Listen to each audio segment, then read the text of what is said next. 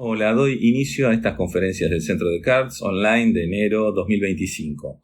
En las próximas semanas darán las otras dos conferencias de este ciclo de enero, Karina Escaramosino con el tiempo en psicoanálisis y Verónica Ríos con el síntoma en la transferencia. En esta ocasión plantearé justamente la dirección de la cura, es decir, de un tratamiento analítico, de una experiencia subjetiva singular, que en la enseñanza de Jacques Lacan remite directamente al texto de la dirección de la cura y los principios de su poder, que podemos leer en sus escritos, por supuesto. Asimismo, implica un determinado contexto y un replanteo de la experiencia práctica en la que se incluye cualquiera que inicie un psicoanálisis, a partir del descubrimiento del inconsciente y la invención del lugar del psicoanalista por parte de Sigmund Freud.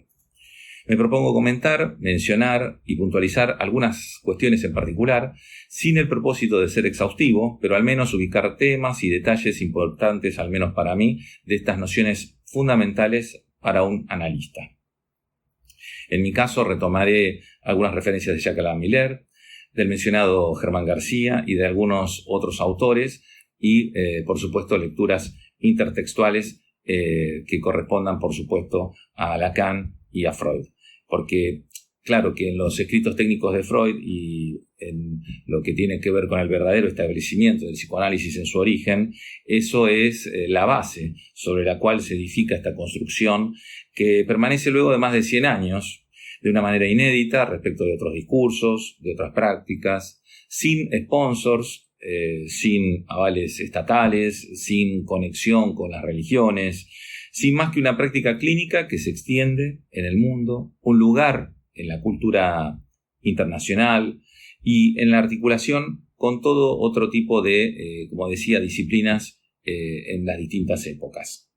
Bien, hace algunos años nos planteábamos algunas cosas que tienen que ver con un contexto, ¿sí? Tenemos que hacer también una introducción a estos temas clínicos y también poder decir que una conferencia se diferencia de un curso, de un seminario y por supuesto que implica a veces mayores aclaraciones, una introducción que nos ubique en relación al tema, sobre todo para aquellos que no participan de la formación como analistas o aquellos que quieren interesarse por un tema para luego abordar nuevas lecturas y nuevos puntos de vista.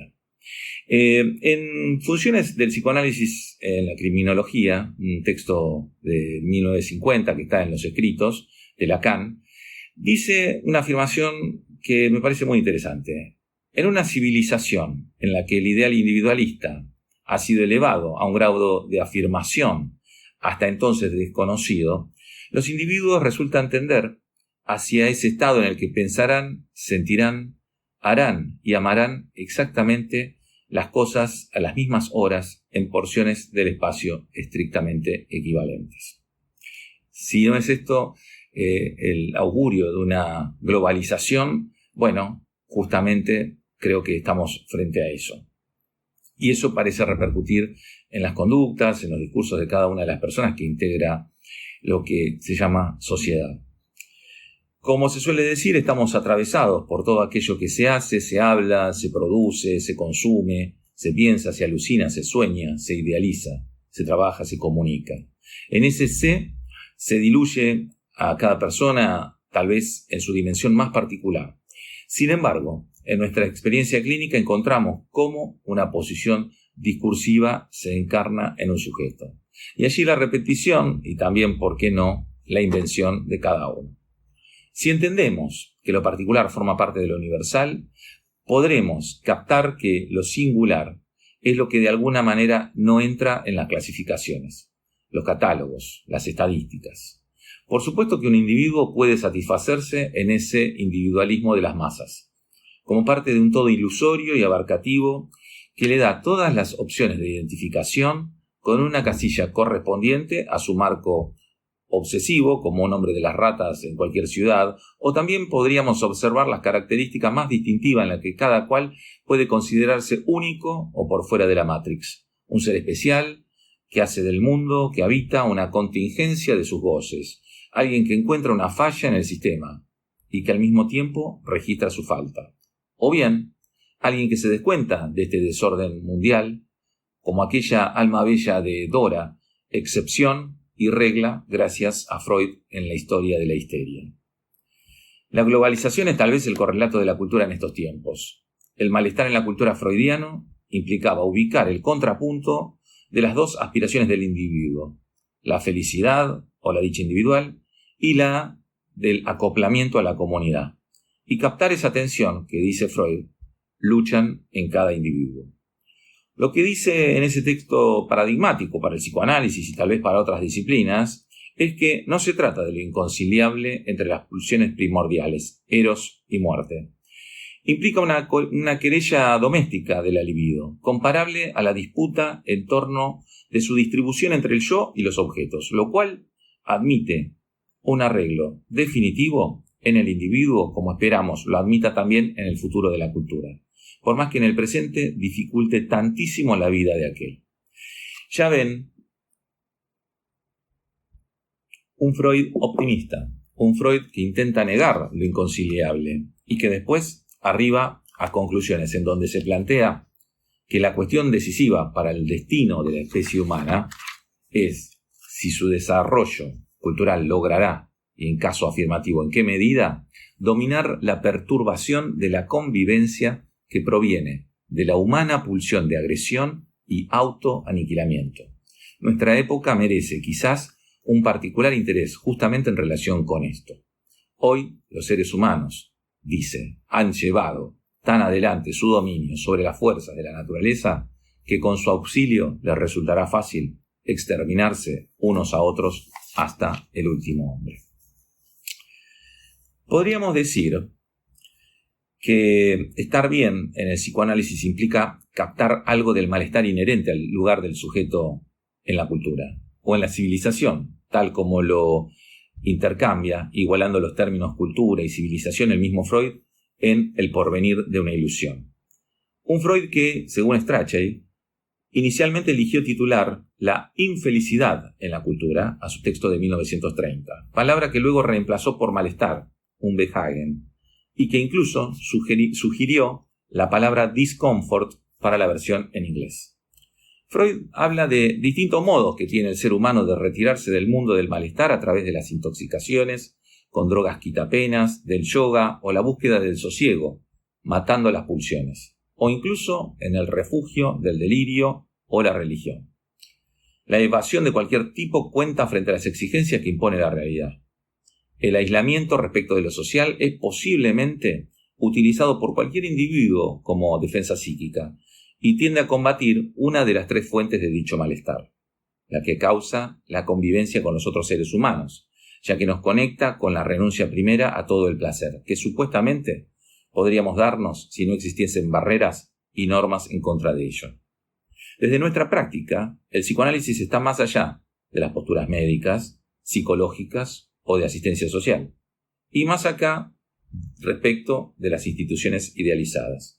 Así como está el sujeto del inconsciente para el psicoanálisis, está el individuo promedio de las estadísticas, los cuerpos de la biopolítica, los consumidores del mercado, los marginados del sistema, los proletarios y los grandes propietarios.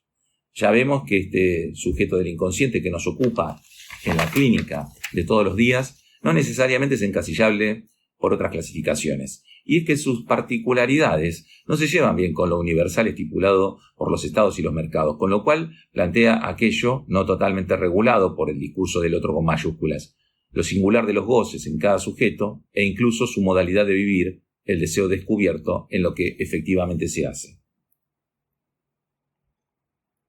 Cuando uno comienza a hablar o escribir sobre el psicoanálisis, está hablando de una relación al psicoanálisis. Es importante saber que estar en esa clínica, distinta a otras, ni más ni menos, es estar en un discurso que no tiene un código que sabe de antemano lo que hay que interpretar, clasificar, diagnosticar o incluir, por ejemplo, en una estadística. Porque el psicoanálisis no tiene una identidad que defender, ni una ideología, ni un empirismo que poner en el lugar del ideal. Eso no quiere decir que no existan ideales, sino que su práctica no se rige por ellos. En todo caso, puede definirse breve y poéticamente, como decía Germán García. Psicoanalizar quiere decir entonces llevar a un sujeto, a través de sus figuras imaginarias, por equívocos simbólicos que lo conduzcan a ese núcleo de real que hay en él.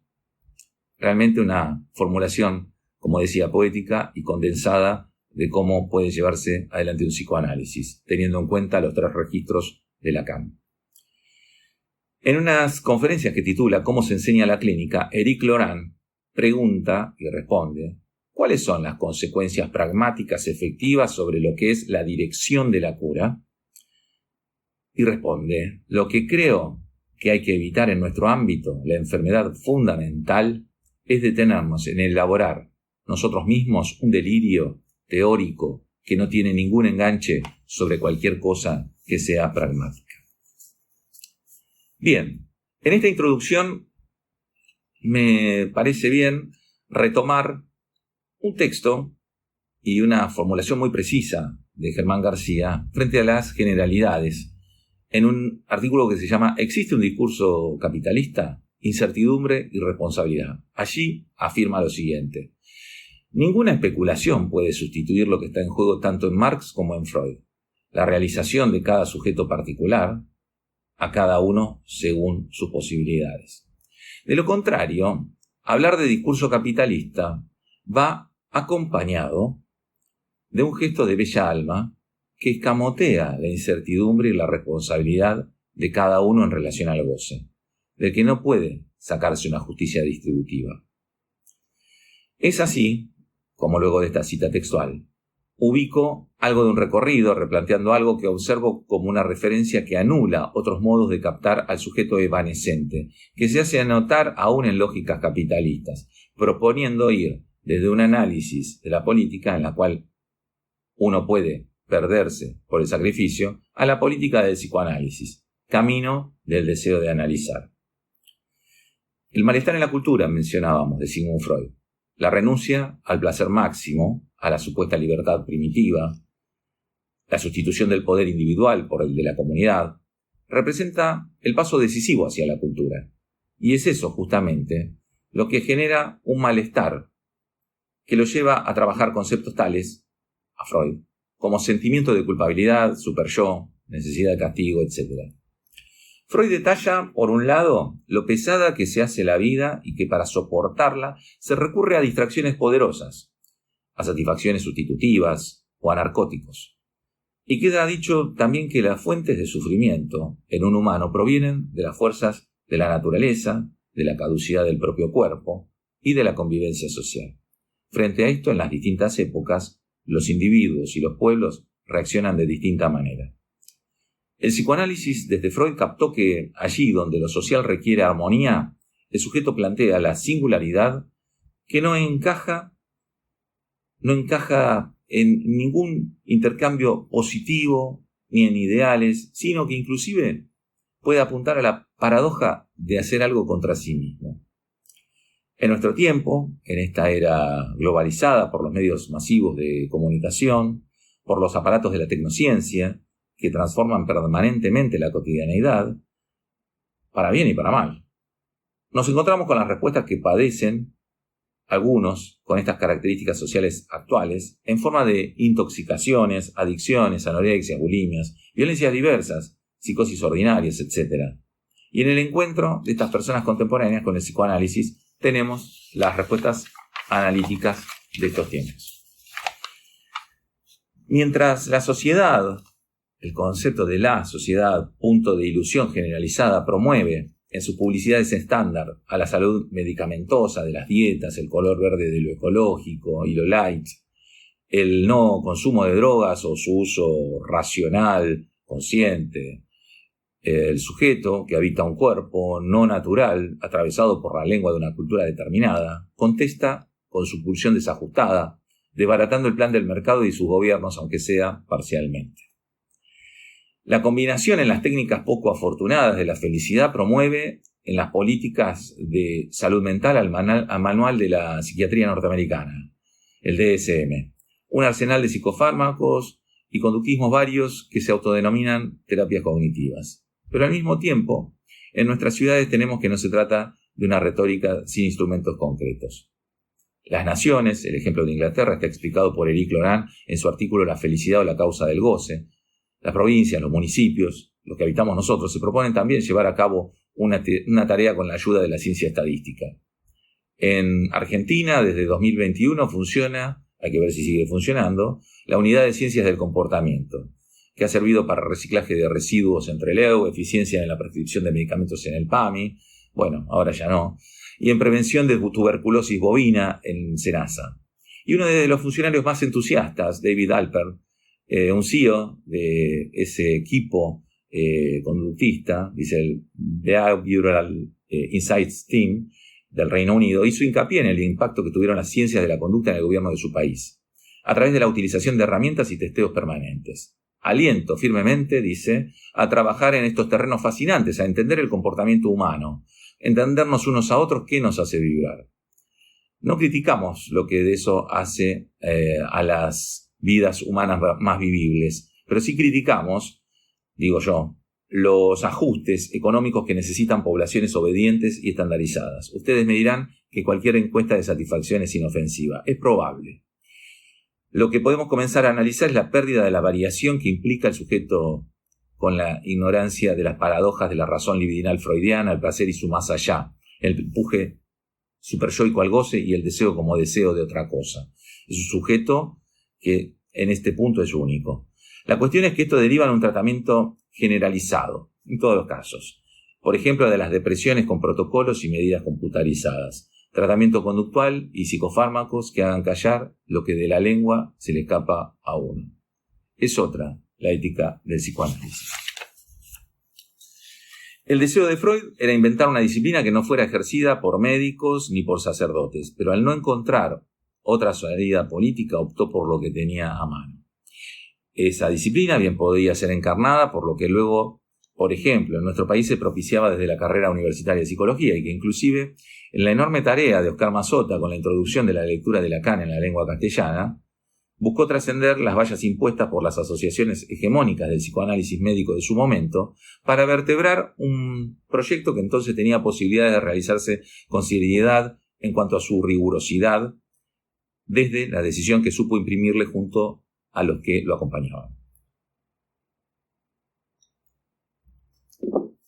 Bien, es muy conocida esa trayectoria por lo que ha escrito Germán García, por ejemplo, en la entrada del psicoanálisis en la Argentina, en donde también se ve cómo el programa de la APA, el que iniciaba Ángel Garma, tenía que ver más con el Instituto de Nueva York, que proponía un psicoanálisis médico que, por supuesto, diera lugar solamente a aquellos que tenían ese título y no hasta mucho más tarde, a partir de la década de los 80 en la Argentina, que lo pudiera ejercer cualquier otra disciplina. Al psicoanálisis, por supuesto. En fin, algo que ha hecho su propio camino, alguien como Mazota, como lo destaca también Miller, que dice y elogia esa tarea insoslayable de ese asombroso argentino. En el otro que no existe, y sus comités de ética, en ese curso, Miller dice: el malestar en la cultura es en cierto sentido un manifiesto contra las morales de la castración del goce. Las éticas de renuncia pulsional, según destacó Lacan, al hacer de la reina Victoria un antecedente necesario de Freud, sin entender, sin duda, el ideal victoriano condicionaba lo que Freud consideraba la realidad exterior, que, a su entender, censuraba la realización de la libido. Pero a partir de allí no se trataba de transformar esa realidad cultural exterior, sino que ello le permitió aislar una instancia psíquica interior que era la Versagung, traducida en su momento como frustración. Allí donde Freud incluyó el Edipo, el nombre del padre y el superyo. Lacan ubicó únicamente la incidencia del lenguaje como tal. El lenguaje cumple la Versagung fundamental. Es el nombre del padre e incluso el superyo. De esa operación luego surgirá lo elaborado como objeto A, el resto de la división subjetiva. Miller, en una conferencia en Comandatuba, Brasil, refiere 3 tipos de analistas. Esto me parece muy interesante para nuestro tema, que es la dirección de la cura. Y esos 3 tipos de analistas según predomine lo simbólico, lo imaginario y lo real. Allí menciona al analista conservador, pendiente de ese orden del que hablábamos, nostálgico del padre. el analista pasatista, que sabe que algo nuevo siempre pasa y que se engancha en cualquier nueva ideología, moda o discurso imperante. Y el que cree que lo real del cerebro, o del origen fisiológico de los impulsos nerviosos o comportamentales, resolverá sus angustias bajo un pacto con las neurociencias. Como alternativa queda el analista del síntoma, un analista por venir, que reinventa una práctica, paradójicamente, según un método riguroso. Bien, continuamos con una referencia que me parece muy importante y que tiene que ver con lo que hace Lacan respecto de Freud, que se ha ubicado lógicamente como el retorno a Freud o el sentido de Freud. En el seminario de Un otro al otro, en la clase Acontecimiento Freud, se juega para Lacan una novedad en el plano ético. Por eso menciona lo que Michel Foucault destaca respecto de qué es un autor, al resaltar la función del nombre de un autor. Y dice, él, o Freud, encontró la forma de destacar la originalidad de esta función en el plano de una interrogación semántica, ateniéndose a su situación estrechamente interna al discurso y mostrando, después, que se sigue un cuestionamiento, un efecto de escisión, un desgarramiento de la relación con el discurso preponderante en lo que llama la sociedad de los espíritus o la república de las letras. De algún modo, es como si hubiese conmovido por un momento al discurso amo. Aunque podemos pensar también que la verdad subversiva del inconsciente fue domesticada por la norteamericanización del psicoanálisis y también por las derivas filosóficas y médicas de los posteriores a Freud. Así también hemos visto al psicoanálisis asimilado como adaptacionista en la civilización capitalista y censurado por no religioso en los países teocráticos o por burgués en los países comunistas.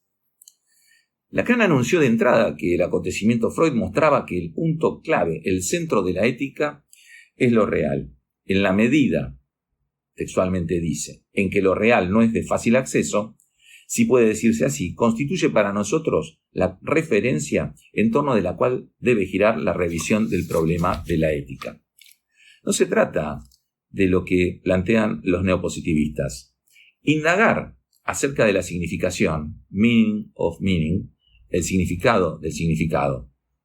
Sin embargo, uno de ellos, Ogden, editó Teorías de las ficciones de Bentham, de perspectiva utilitarista, la teoría de las ficciones, pone en tela de juicio lo que atañe a todas las instituciones. En definitiva, a eso vamos cuando sostenemos que la verdad tiene estructura de ficción. Tiene que ver con las relaciones sociales, con los semblantes, con la ideología, con el fantasma de cada cual. Es así como el problema de la ética existió desde que se planteó cierto relativismo de las costumbres y las instituciones.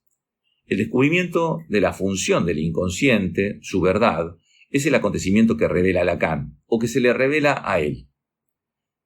Lacan explica que Freud hace otra cosa con el principio de placer. Ese principio que pone en juego la posibilidad de la alucinación, y aclara que Freud pone que su más seguro resultado es la alucinación, pero él lo reescribe de alguna manera. Y dice, Lacan, que Freud construye, entonces, con el nombre de aparato psíquico, lo que regula en el organismo la función de lo que llama principio del placer. Porque a diferencia de los seres vivos animales, el aparato psíquico humano obstaculiza, impide la función de adaptación, ese arco reflejo del estímulo y la motricidad, justamente porque en cada hombre y mujer se trata de un ser hablante. Es sumamente interesante y fundamental entender que el acontecimiento Freud consiste para Lacan en una ruptura con la filosofía del placer, un cuestionamiento radical de todo efecto de representación, la desaparición de cualquier connivencia con la representación de lo que ocurre con lo representado como tal.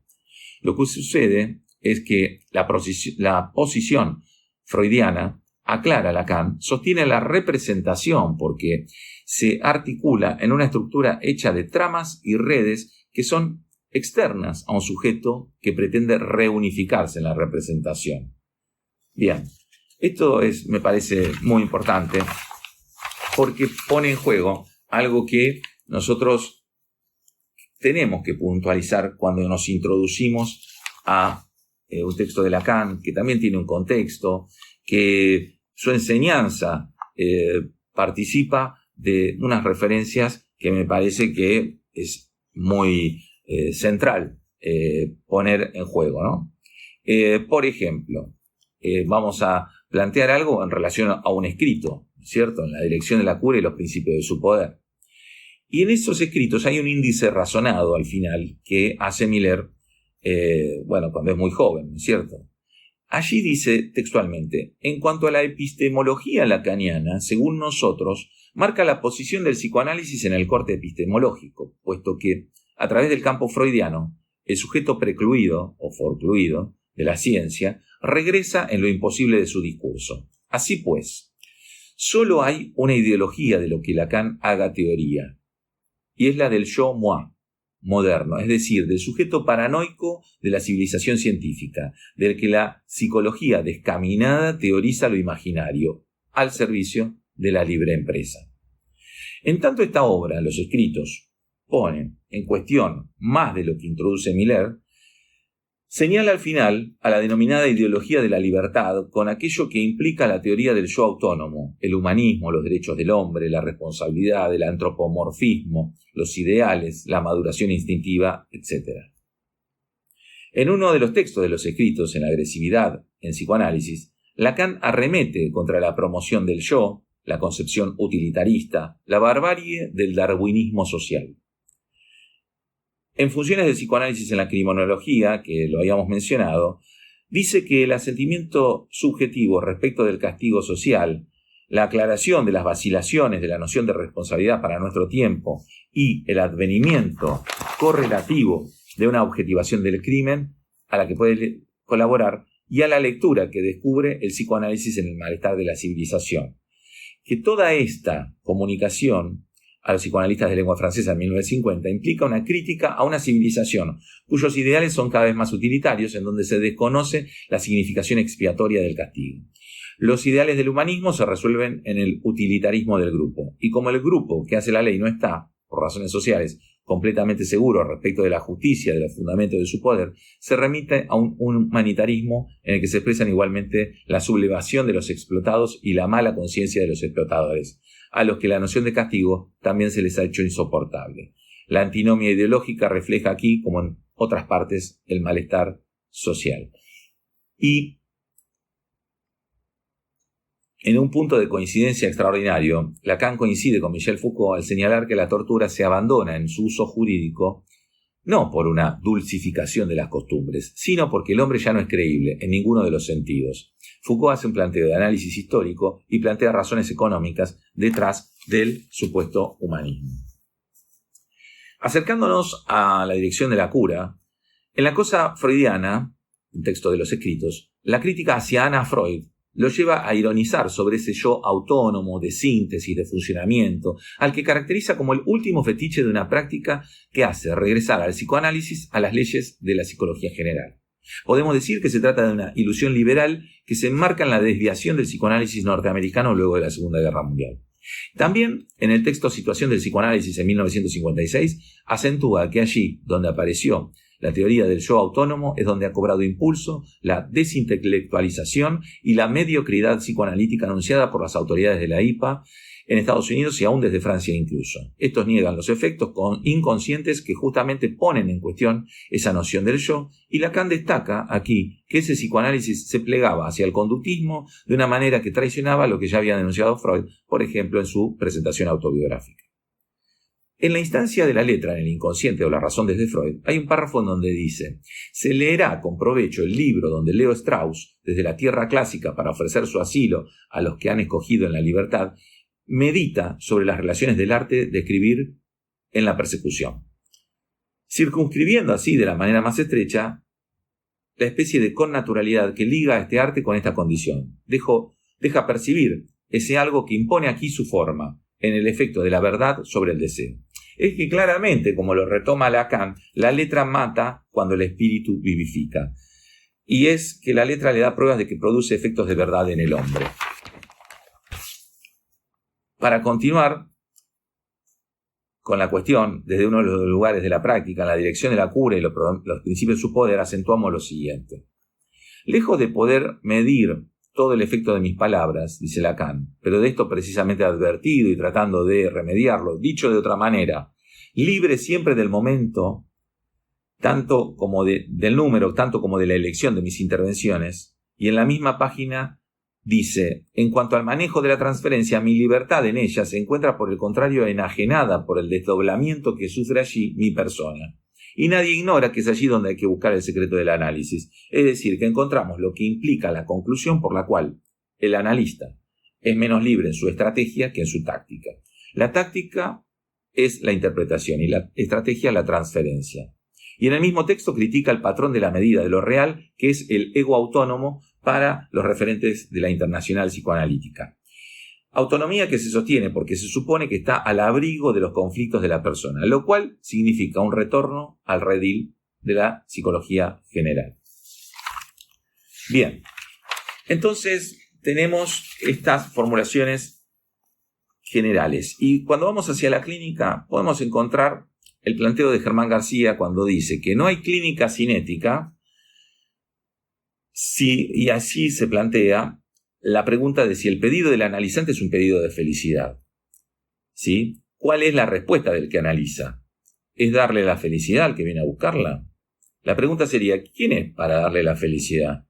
Se trata para Lacan de plantear qué ética corresponde a un fin de análisis a partir del cual el sujeto va a advenir, pero no según el ideal que tiene el analista. En este sentido, recalco lo que sostiene Lacan en el seminario 7, el seminario de la ética en el psicoanálisis. Lo que el analista tiene para dar, contrariamente a la pareja del amor, es lo que la novia más bella del mundo no puede superar, a saber, lo que tiene. Y lo que tiene no es más que su deseo, al igual que el analizado, haciendo la salvedad de que es un deseo advertido, que puede ser un deseo tal. ¿Qué puede ser un deseo tal? El deseo del analista principalmente.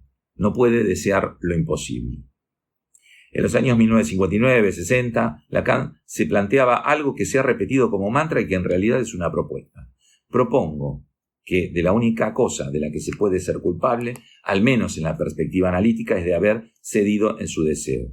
Miller dice que el deseo es siempre una cuestión de horizonte y lo toma del seminario Las formaciones del inconsciente, el 5. En fin, una de las cosas que plantea Lacan del psicoanálisis en sus relaciones con la realidad de 1967, que figura en los otros escritos, se pregunta qué hace que un psicoanálisis sea freudiano. Lacan dice, responder esa pregunta conduce hasta donde la coherencia de un procedimiento cuya característica general se conoce bajo el nombre de la asociación libre, pero que no por eso se libera, impone presupuestos sobre los que la intervención y concretamente aquella en cuestión, la intervención del psicoanalista, no tiene de dónde agarrarse. Bien, entonces tenemos que en ese universo psicoanalítico el predominio de la IPA en los años 50 y 60 sobre todo, con un panorama de estandarización de la práctica que a la luz de la historia del campo freudiano hizo necesaria la crítica de Lacan, la vemos ahora como necesaria, ¿no?, a la psicología del yo adaptado e hipnotizable, para hacer un lugar no solo se hizo un lugar entre los analistas de su época, sino para darle un futuro al psicoanálisis frente a los intentos de domesticación de esa práctica y fortalecer la base analítica para confrontar a lo que aún hoy persiste en todo tipo de reforzamientos conductistas, entrenamientos de coach o gurúes espirituales. Este accesorio en desuso, para llamarlo por su nombre, el yo, que quedó como estandarte dentro de la psicología misma cuando ésta pretendió ser un poco más objetiva, ¿por qué azar tomó relevancia allí donde se habría esperado que la crítica fuera retomada a partir del sujeto? Esto solo se concibe por el deslizamiento que sufrió el psicoanálisis al verse confrontado a la explotación gerencial de la psicología, especialmente en su modo de reclutamiento para los empleos. En 1966, Lacan advierte que el psicoanálisis, en lugar de una crítica de la psicología de las masas, se ha convertido en promotor de la selección de personal, que si bien es un empleo posible para mucha gente que sirve a gerente de mercado, produce alienados al sistema desde la fascinación yoica antes que sujetos advertidos de deseos y goces contradictorios. Desde el seminario 1 de los escritos técnicos de Freud, Lacan destaca el descentramiento freudiano que opera sobre el yo, una perspectiva desde el más allá del principio del placer que va posteriormente hacia el sujeto como excéntrico, no como un organismo que se adapta. Apartarse de los caminos de la psicología general, de la noción de ego autónomo, de la ilusión terapéutica que manejaría la tensión yo débil, yo fuerte, es una condición necesaria para dar lugar a la Spaltung inicial y por ende a la hipótesis del sujeto del inconsciente. En otro lugar importante, para cualquier practicante, lo acentúo, la dirección de la cura y los principios de su poder, Lacan diferencia demanda de deseo y da lugar por la palabra que redobla la marca a esa escisión, Spaltung, como la mencioné recién, que el sujeto sufre por no ser sujeto, sino en cuanto que habla. Lo cual está simbolizado por la barra oblicua de noble bastardía con que afectamos la S del sujeto, para señalar que es ese sujeto, el sujeto tachado. En estos tiempos de divulgación psicoanalítica y aún con sus perjuicios de caída en el discurso corriente, estar barrado es una expresión que ubica la aceptación de la falta estructural de quien se coloca en posición analizante, que se introduce indudablemente a partir de Lacan y que aun cuando puede ser mal utilizada instala un corte al narcisismo de la felicidad en la imagen social estándar o hegemónica. Entonces, en ese texto fundamental, el de la dirección de la cura, dice por Freud, Lacan, hombre decidido de un deseo al que siguió contra su voluntad, por los caminos donde se reflejan el sentir, el dominar y el saber, pero del cual supo revelar él solo, como un iniciado en los difuntos misterios, el significante impar. Ese falo cuya recepción y cuyo don son para el neurótico igualmente imposibles, ya sea que sepa que el otro no lo tiene o bien que lo tiene, porque en los dos casos su deseo está en otra parte. Es el de serlo y es preciso que el hombre, masculino o femenino, acepte tenerlo y no tenerlo, a partir del descubrimiento de que no lo es. Esta referencia aclara la definición del amor, tan citada como no entendida en relación al falo. Dar lo que se tiene, dar lo que no se tiene a alguien que no lo es. Aquí se inscribe esta Spaltung última por donde el sujeto se articula logos sobre la cual Freud, al empezar a escribir, nos daba en el extremo último de una obra a la dimensión del ser, la solución del análisis infinito cuando su muerte puso en ella la palabra nada. Bien. Entonces, ahí creo que en este punto Lacan está orientado por lo que luego en La ciencia y la verdad asevera de entrada. El estatuto del sujeto en el psicoanálisis, llegamos al final a establecer una estructura que da cuenta del estado de escisión de Spaltung en el que el psicoanálisis lo detecta en su praxis. El reconocimiento del inconsciente basta para motivarlo. Entonces, tenemos algo que luego tal vez Miller va a explicar en su curso Causa y Consentimiento. Dice que en ese escrito Lacan quiere articular el psicoanálisis con la ciencia a partir de lo que tienen en común, o sea, el sujeto. En ese artículo de La ciencia y la verdad, ¿no? Es cierto que nos fascinamos con que el sujeto sobre el cual opera el psicoanálisis es el sujeto de la ciencia. Se trata del sujeto cartesiano captado en el momento de su surgimiento como cogito ergo sum, es decir, entre pensamiento y ser, aun si este ser en esa fórmula misma se destina a un ser de no ente, a un vacío, un corte, una discontinuidad en el ente, no sustancial. El sujeto de la ciencia se constituye en una relación de rechazo para con el saber. El propio Descartes obtiene su sujeto mediante un rechazo de toda representación, es decir, traducido a nuestros términos, por un rechazo de lo imaginario, seguido de un hiperbólico rechazo de todo saber, o sea, de lo simbólico. Entonces, tenemos por un lado el cartesiano sujeto de la ciencia, el del cogito ergo sum, pero también apelamos por otro lado al sujeto responsable, aquel que debe advenir en el freudiano wo es wahr, soll ich werden. Antinomia que recrea Miller, que testimonia del sujeto dividido con el que trabaja el psicoanálisis. ¿Sí? Allí donde yo estaba, ello debe advenir. Bien, la tesis de Lacan es que, créanlo o no, hay una estructura, una combinatoria, pero de la relación que mantenemos con esa estructura no puede eliminarse el asentimiento o no, las modalidades del asentimiento del sujeto. En función de ese razonamiento, Miller concluye que hay una noción, la de causa, que media entre el sujeto de la ciencia y el sujeto responsable. Es de esa manera que ello deriva en lo que insta al sujeto del psicoanálisis a asumir su causa. El imperativo freudiano, wo es wahr, soll ich werden, tal como Lacan lo manipula, remite a yo soy causado. Bien, entonces tenemos aquí algunas referencias que nos introducen, valga esta larga introducción, y también la mención a la dirección de la cura y a su contexto. Estamos en un contexto en los años 50, ¿sí? En su texto La dirección de la cura y los principios de su poder, Lacan tiene en sus 5 apartados los ejes sobre los cuales se posiciona para hacer una crítica de la desviación que mencionábamos, que representaba para el descubrimiento freudiano todo aquello a que dio lugar la psicología del yo y la domesticación del inconsciente. 1. ¿Quién analiza hoy? 2. ¿Cuál es el lugar de la interpretación? 3. ¿Cuál es la situación actual de la transferencia? 4. ¿Cómo actuar con el propio ser? 5. Hay que tomar el deseo a la letra.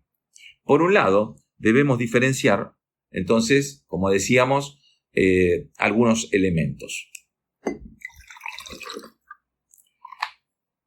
En el centro de Descartes, continuamos aquello que nos enseñó Germán García, y es que en estas actividades hablamos para constatar entre nosotros lo que vamos entendiendo de lo que leemos y estudiamos. Colaboramos recíprocamente, cada uno en una obra colectiva de formación de analistas. Colaboramos en eso, pero no somos maestros de nada, ni estamos cambiando nada, ni tenemos de qué infatuarnos. En verdad es, como decía Germán, para andar tranquilos por la vida.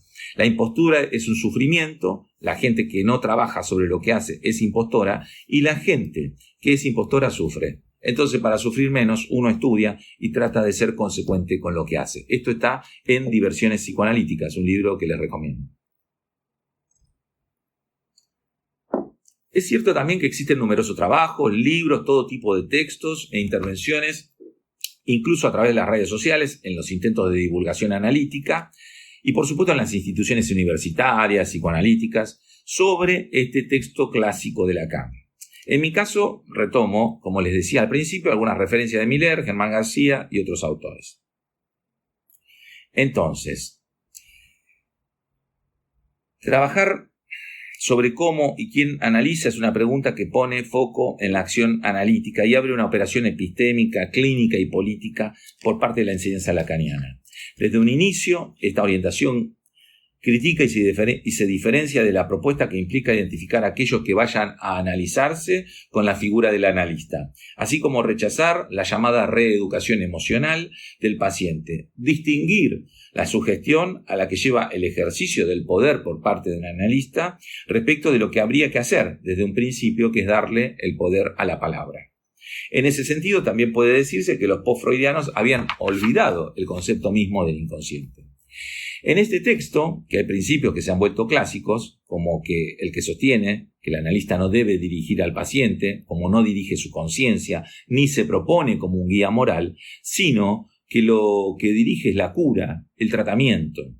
También es bueno recordar que un analista a su vez paga con sus palabras, ya sea con sus intervenciones que deben transmutarse para lograr un efecto de interpretación, y también paga con su persona, ya que soporta los fenómenos transferenciales más allá de sí mismo, diga lo que diga, y por último paga con su ser en tanto prescinde de su juicio íntimo. El texto de la dirección de la cura tiene 2 grandes partes, tiene 5 capítulos. Más allá del capítulo 1, que cuenta como una introducción, los capítulos 2, 3 y 4 conforman la primera parte y el capítulo 5 conforma la segunda parte. En la primera parte se refiere a la interpretación, la transferencia y el ser. La segunda parte, que es su selección sobre el deseo, en la cual retoma todo. La posición del analista en la transferencia es su estrategia, en la cual el analista no es muy libre porque depende mucho del lugar que le da el paciente, como lo habíamos mencionado antes y lo dice muy claramente Lacan. Al contrario, la interpretación está en el nivel de la táctica porque depende de la frase que el paciente va a decir, de lo que va a ocurrir, de la contingencia de lo que pasa, y en ese caso hay que ser oportunista. Se abre una oportunidad justamente para interpretar en donde se salta. Hay que saltar bien y hacerlo de una vez. Germán García hace una pregunta y luego responde. ¿Desde dónde responde alguien que se dice analista? Responde desde el dispositivo que es la asociación libre, la atención flotante y la interpretación. Son los elementos que están en juego, la palabra, el silencio. No estamos en el ser de la filosofía, porque el ser de la filosofía es aquello sobre lo que la filosofía piensa. Piensa el ser, mientras que acá se trata de un ser operatorio, se trata de una acción, de una transformación. ¿Ven que ya está en ciernes la idea del acto analítico? El acto en Lacan no tiene que ver con la potencia y el acto. Entonces, el ser no es el ser de la filosofía. El ser del analista, podemos decir, es su palabra, como su de ser, es su silencio. Lacan habla del deseo como una aporía encarnada. Una aporía no es una contradicción. Una aporía quiere decir que algo no tiene solución, un sin salida. En este punto, Lacan está con el Freud del malestar en la cultura. Lo que hace al ser no tiene solución. Lacan va a hablar de lo incurable al final del análisis. El deseo no es curable. El síntoma es curable, pero no se puede curar al sujeto del deseo. Esta aporía está encarnada. Una aporía incorporada al cuerpo, encarnada en el cuerpo, que es el propio deseo. Hay una referencia clínica puntualizada por Miller respecto de las supervisiones, en donde dice que es más fácil hablar de la transferencia, de la estrategia de la transferencia, pero la táctica hay que dejarla al analista. Hay que respetar la iniciativa táctica del analista. Respecto de la tercera parte, de la dirección de la cura y los principios de su poder respecto del ser, está en el nivel de la política. Política del psicoanálisis que toma la cuestión del fin de análisis en cuanto tiene que ver con el ser. Y eso va a tener que ver con la falta en ser, desde donde responderá un analista. El hacer, la acción y la no acción del analista. Es claro que para los críticos, o para aquellos que se burlan de un analista, parece que no trabaja, ya que no da comportamientos para realizar o una moral a seguir, técnicas o ejercicios que aprender, tareas para la casa. Y sin embargo, en ese trabajo analítico que hace el paciente, se trata del analista que opera en función de hacer trabajar, de hacer producir, provocar una asociación libre que implicará algo muy singular, sobre todo al comienzo en la proliferación de los significantes. Diga todo lo que se le ocurra. Se tratará entonces de ubicar a la interpretación, no en el sentido de las traducciones término a término, sino en la vertiente de la cita, del enigma, del equívoco, utilizados para producir otros sentidos por parte del analizante, así como ubicar sin sentidos en aquellas significaciones congeladas que iluminarán otras nuevas. Es importante, en relación a la acción analítica, a la praxis, en la que siempre un practicante se pregunta cómo actuar, y al mismo tiempo que la respuesta de Lacan sea con su ser. Eso conlleva tratar de precisar eso mismo. Ahora bien, dice Miller, la preocupación por la acción humana es anterior en Lacan y la ha estudiado en lo que llama el sofisma de los tres prisioneros, en el tiempo lógico y el acerto de certidumbre anticipada, un nuevo sofisma. Esto está en los escritos, como ustedes sabrán. Ese análisis del tiempo lógico es sobre la estructura de la acción humana, porque demuestra mediante el sofisma que si los personajes del cuento no actúan, nunca van a poder descubrir la verdad. Deben actuar sin saber la verdad para poder descubrirla. Es decir, deben actuar, precipitar una conclusión sin tener la conclusión lógica ya hecha. Por eso Lacan habla de tiempo lógico, porque introduce un factor temporal en la búsqueda de la verdad. Hay que anticipar con la acción la posición de la verdad y después verificar esa certeza en una precipitación. En ese texto de 1944, El tiempo lógico, es decir, 14 años antes de la dirección de la cura, Lacan escribe: la verdad se manifiesta avanzando sola en el acto que engendra su certidumbre. Y continúa Miller, la verdad depende de un acto, eso es lo que trata de demostrar. Inversamente el error, como confirmándose en su inercia y engarzándose difícilmente para seguir la iniciativa conquistadora de la verdad. Una verdad que va conquistando, y más allá del saber que detenta antes. El texto de la dirección de la cura, de manera velada, se apoya en ese tiempo lógico, en esa doctrina de la acción, del acto, que anticipa sobre el saber que uno detenta y que abre el camino conquistador de la verdad. Uno no puede solamente someterse a la realidad. La verdad es de un orden y de un registro distinto, y en cierto modo superior a la realidad. Qué importante para la clínica es, ¿verdad? justamente una búsqueda de la verdad y no de la realidad, porque si no seríamos meros empiristas en relación a una verificación de una supuesta realidad absoluta. Miller sostiene que el mencionado escrito de Lacan podría titularse El poder y la verdad, porque es innegable que el analista ordena el tratamiento, el número de sesiones, el horario y hasta la duración de la sesión. Ese es un poder que se ejerce. Sin embargo, más allá de esa superioridad o posición superior del analista, si es que se cree superior, y teniendo en cuenta que Lacan critica la infatuación del analista, eso viene de la disposición misma de la cura analítica, desde ya que ese poder es contradictorio con el psicoanálisis. En fin, por supuesto que ejercer el poder implicaría hacer uso de la sugestión. Miller acentúa que la práctica analítica sobre el analista es muy cruel. Y si sostiene la experiencia analítica con el silencio, con la presencia, con aquello que lo ubica mirando las ilusiones de la humanidad, eso puede conducir, dice Miller, a un silencio melancólico o a un cinismo agresivo, lo cual es probable que destruya a cualquier practicante. Y tal vez lo podemos registrar a lo largo de la experiencia de conocer analistas. Frente a los lugares comunes de la reeducación emocional o de la educación que implica un autoritarismo, tenemos a la paradoja analítica que induce con su diga lo que quiera a una orden de ser libre. Libertad que revela una lógica interna que conduce a la palabra, pero que sigue siendo diferente de un poder ejercido por un otro, o de un sometimiento, o de una servidumbre. Es así donde aparece el deseo del analista, que no es otro deseo que el de analizar. Lacan compara al analista con Edipo, un Edipo ciego, alguien que se despoja del aparato del poder para ir a buscar la verdad de su destino y cuando es transformado en el desecho de su propia aventura. Textualmente dice, desde el momento en que Edipo emprende ese camino, ha renunciado ya al poder. También es cierto que el analista no es un amo, ni un amo fallido, un amo que abandona el poder que podría tener. El seminario El Reverso del psicoanálisis, años después, ubica la diferencia entre discurso amo y discurso del analista.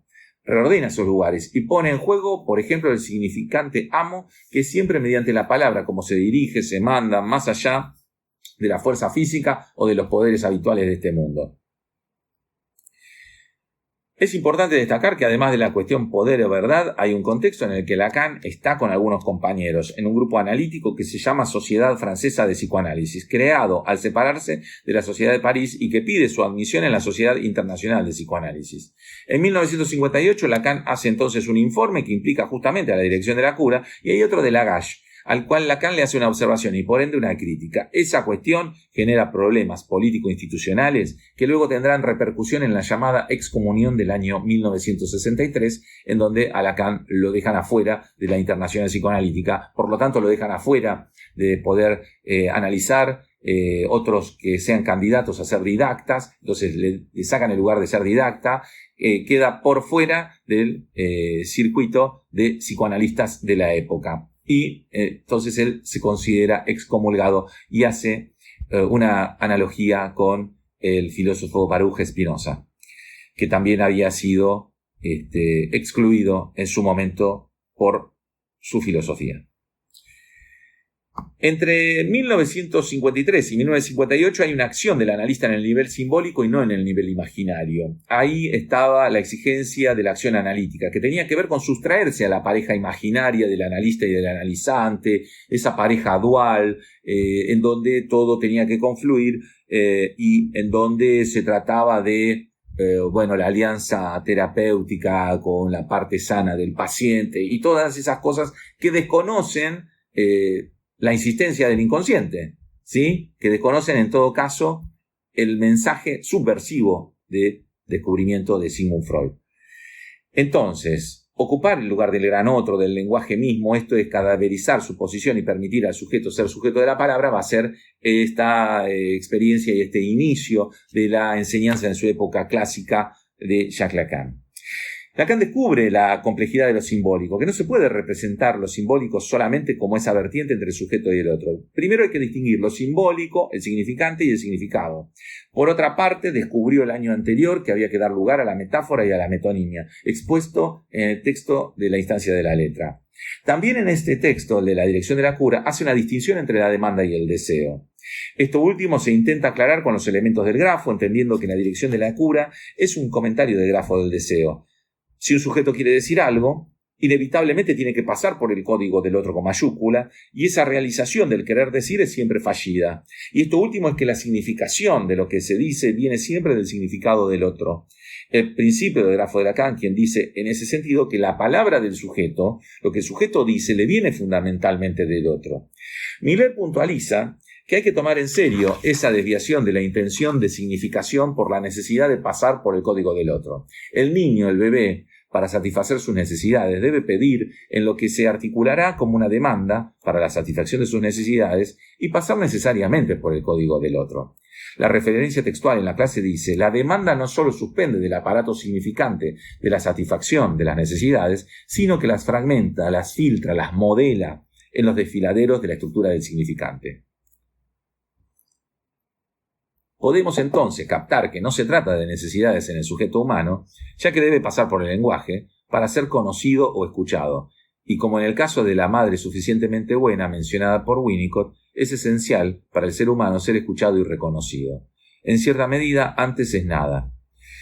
Si la necesidad tiene un objeto, otro nivel es la demanda, que al pasar por el otro con mayúsculas implica una prueba de amor. La demanda no es la demanda de un objeto particular, sino el testimonio de la respuesta del otro. Por eso Lacan sostiene que finalmente el amar es dar lo que uno no tiene, porque no se trata tanto de dar algo en particular, sino del hecho mismo de dar y dar más allá de lo que uno tiene. Está claro que es un resumen rápido. Para Lacan eso es un grafo del poder, porque ese otro tiene el poder de responder, y cuando se encarna en el otro materno implica una dependencia. Eso es un esquema del poder, y Lacan dice que si el analista se identifica con el otro con mayúsculas, el análisis concluye con la identificación con el analista. De allí la crítica a todas las otras teorías psicoanalíticas de su tiempo.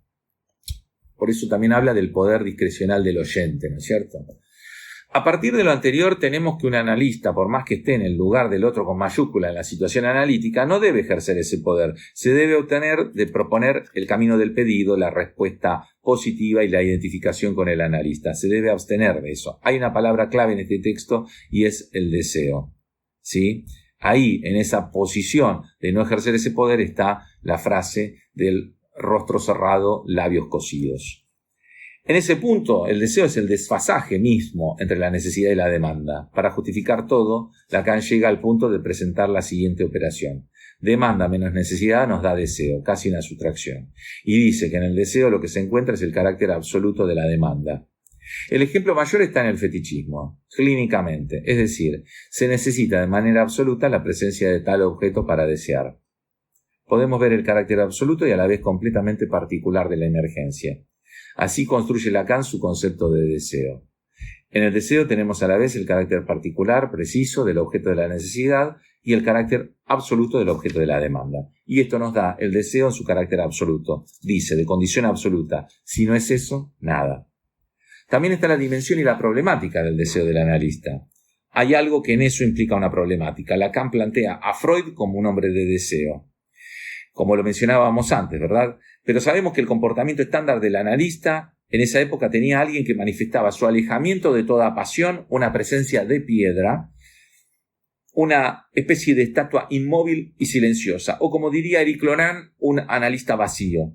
Frente a eso sabemos que Lacan tenía otra manera de ser, incluso una posición distinta en relación a las instituciones de analistas, y tal vez también una posición diferente en relación a la política general. La política en donde el que responde es un analista ciudadano, como diría Loran.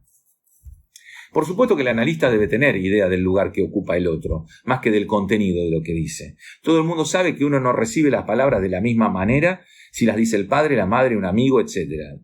Del mismo modo que hay alguna idea que hay que hacerse del lugar desde donde se está hablando. Germán García, en Fundamentos de la Clínica Analítica, cita a Lacan. Hombre de deseo, un deseo, como mencionamos en la cita, que siguió en contra de su voluntad por los caminos donde se reflejan el sentir, el dominar y el saber. Ahí Lacan cita a Freud. Entonces Germán dice, 3 maneras de nombrar los 3 discursos imposibles de Freud: el camino del análisis, el camino del poder y el camino del saber. Freud decía que había 3 cosas imposibles. analizar, gobernar y educar. Y Lacan dice que estos tres caminos de analizar, educar y gobernar son donde se refleja el deseo. Y concluye la cita, pero del cual supo revelar, él solo como un iniciado en los difuntos misterios, el significante impar.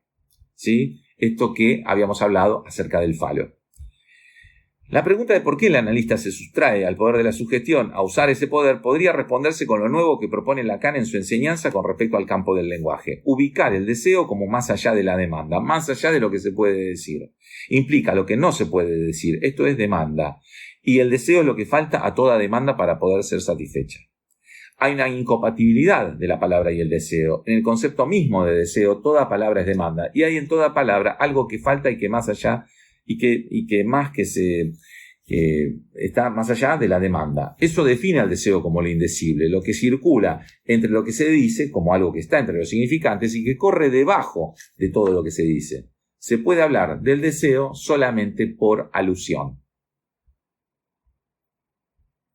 Si Lacan toma la imagen de San Juan del Leonardo da Vinci como el índice del deseo, eso está más allá, se trata de algo más allá. De tal manera que esa verdad, en lugar de estar encarnada en Cristo, es una verdad invisible, no representable.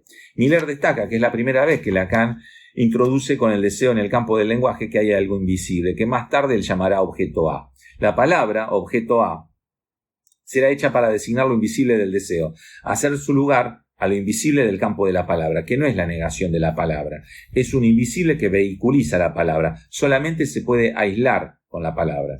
El sujeto de la palabra es fundamentalmente tachado, no puede terminar, nunca podrá terminar de decir lo que quiere decir, siempre algo se le va a escapar, no puede recibir la absolución del hecho mismo de la palabra.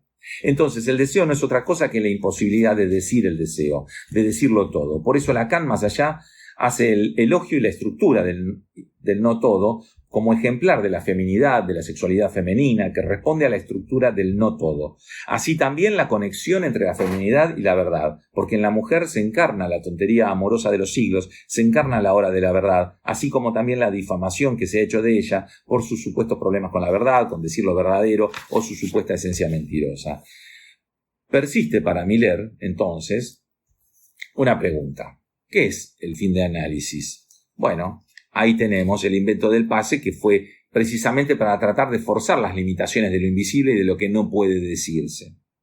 Sostiene Germán García que el problema del fin de análisis es cómo un sujeto puede ser analista del psicoanálisis. Dicho de otra manera, si uno entra al psicoanálisis por alienación a otro, la transferencia y toda esa historia, digamos que llega un punto en que Freud tiene que estar ausente para que alguien se sostenga como analista, porque si Freud está presente se imita a Freud. Lacan se pasa 10 años estudiando a Freud, palabra por palabra, esto, lo otro, su fuente, etc. Llega un punto en que reduce Freud a 4 conceptos clave: pulsión, repetición, 2 elementos constantes, no hace falta que haya análisis para esto, y hay otros 2 elementos alternantes que son inconsciente y transferencia. Esto hay o no hay, es intermitente. Vale decir que la relación pulsión-repetición es una estructura y la relación inconsciente-transferencia es un acontecimiento, dice Germán. Entonces digamos que la dialéctica del inconsciente y la transferencia es algo que acontece y que la relación entre pulsión y repetición es lo que se supone que es la estructura de este acontecimiento. Hacia el final del texto, la dirección de la cura y los principios de su poder, Lacan observa. 1. Que la palabra tiene en ella todos los poderes especiales de la cura. 2. Que estamos bien lejos, por la regla fundamental, de dirigir al sujeto hacia la palabra plena, ni hacia el discurso coherente, pero que lo dejamos libre de intentarlo. 3. Que esa libertad es lo que más le cuesta tolerar. 4. Que la demanda es propiamente lo que se pone entre paréntesis en el análisis, puesto que está excluido que el analista satisfaga ninguna de ellas. 5. Que puesto que no se pone ningún obstáculo a la confesión del deseo, es hacia eso hacia donde el sujeto es dirigido o incluso canalizado. Y 6. Que la resistencia a esa confesión, en último análisis, no puede consistir aquí en nada, sino en la incompatibilidad del deseo con la palabra. En definitiva, Lacan culmina este texto de 1958 con un elogio a Freud, en tanto clínico que interrogó el sentido cotidiano del sufrimiento en la vida, no para darlo o para lavarse las manos diciendo que no tiene sentido, sino para plantear un deseo inédito que Lacan refiere hacia la muerte. Quiero rescatar un texto ubicado por Miller en Lacan bajo el título Mi enseñanza con una conferencia, que dice: entonces habrán escuchado a Lacan. Dice Lacan: mi enseñanza está al servicio, sirve para poner de relieve algo que ocurrió y que tiene un nombre, Freud. Suele suceder que ocurren cosas que lleven un nombre. Por sí solo, este es un problema que no se resuelve de ningún modo con la ayuda de nociones como las que llamamos influencia, préstamos, materia. Por supuesto, en muchos casos puede servir saber cuáles son las fuentes. Sirve justamente en el terreno literario, en el terreno y en la perspectiva llamado Universitas Literarum. Aunque esto no resuelve, por otra parte, absolutamente nada desde que surge algo que existe un poco. Por ejemplo, un gran poeta. Es pura locura querer abordar el problema en nombre de las fuentes. El punto de vista de las fuentes puede servir también en la enseñanza corriente, lo que llamé hace un rato, dice Lacan, el género conferencia. Solo que de vez en cuando hay fracturas, hay gente que en efecto supo tomar cositas de aquí y de allá para nutrir su discurso. Y no es otra la esencia de este discurso, que parte de un punto de ruptura. Si mi enseñanza sirve para que se aprecie a Freud y se declara al servicio de esto, ¿qué significan en este caso las fuentes? Significan precisamente que lo que me interesa no es reducir Freud a sus fuentes.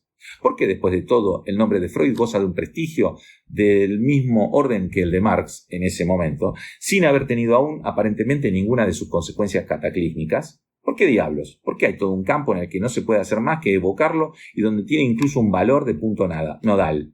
Se adhiera o no a lo que él ha dicho y a lo que constituiría su mensaje, incluso sin que se pueda decir, hablando con propiedad, lo que esto significa, aparte de una suerte de mitología que circula, ¿cómo es posible que este nombre esté tan presente en nuestras conciencias, aún hoy, incluso en la cultura de masas, ¿no es cierto?, en las películas, en las canciones, en un montón de lugares, en los comentarios periodísticos, etcétera?